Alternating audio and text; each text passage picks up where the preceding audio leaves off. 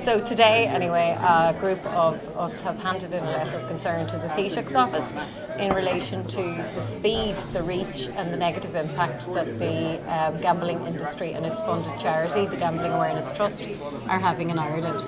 So there is a lot of concern around how quickly that industry is moving, how sophisticated their new products have become.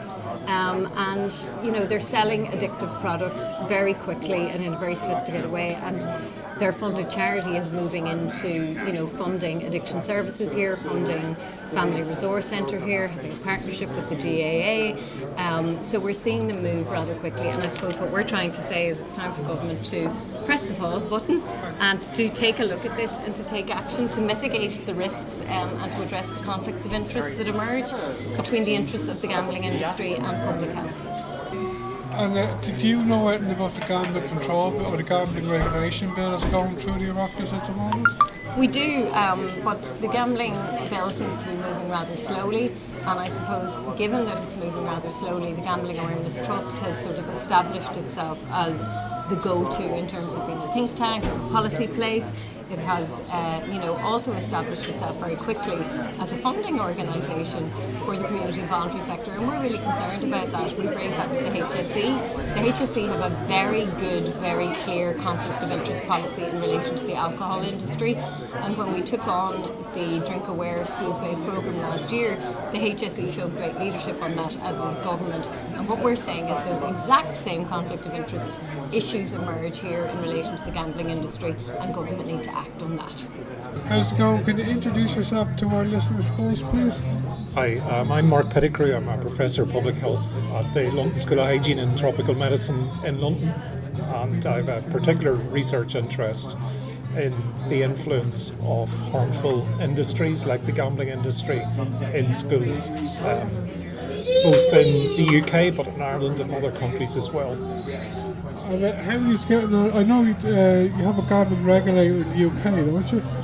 Yes, but it's as in other countries, the gambling industry is lightly regulated, and it's a very problematic industry. It's a great source of harm. The activities of the gambling industry in schools are a particular concern because of the way that they use those opportunities to normalise gambling and misinform school children and parents. So it's great that you came over to Dublin today. Can I ask you what you're specifically trying to achieve here today in Dublin? I think one thing that's really important is not to let the penetration of the gambling industry into schools go unchallenged. I think too often we assume that whenever these industries, the gambling industry, the tobacco industry before the alcohol industry, they've all done this. They use schools to give a foothold to get a foothold in society, and I think it's quite important for the community to stand up and challenge that and say that's not acceptable.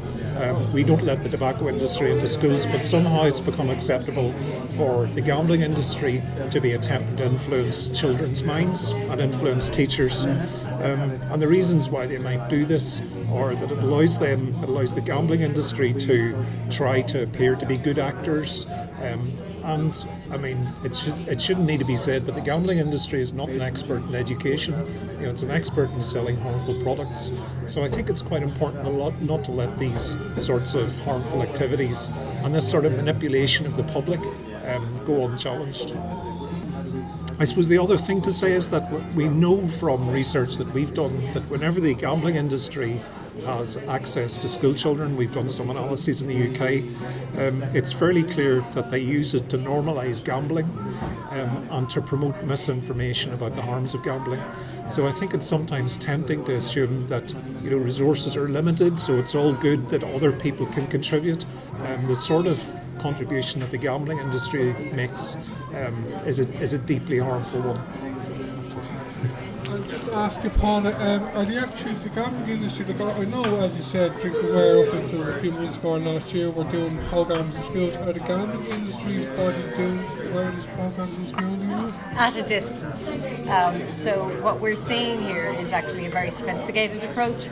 So the Gambling Awareness Trust is funding some gambling resource officers within family resource centres that are funded by the Department of Children in Tusla, that are long established, that are really well respected. They're part of the backbone of many disadvantaged communities across Ireland. So what they're now, those workers who are funded by the Gambling Awareness Trust have started doing awareness evenings and talks in school for parents, for teachers and for children. I was actually invited to one of them myself recently, but I was told it was invitation only in one of our own Donegal schools. I have great respect for family resource centres. I really just think they need to be supported to think about this issue critically and to stand back at a distance from this. Yeah, sure. My name is Mark Philbin. I'm Assistant Professor in Health and Society at Dublin City University.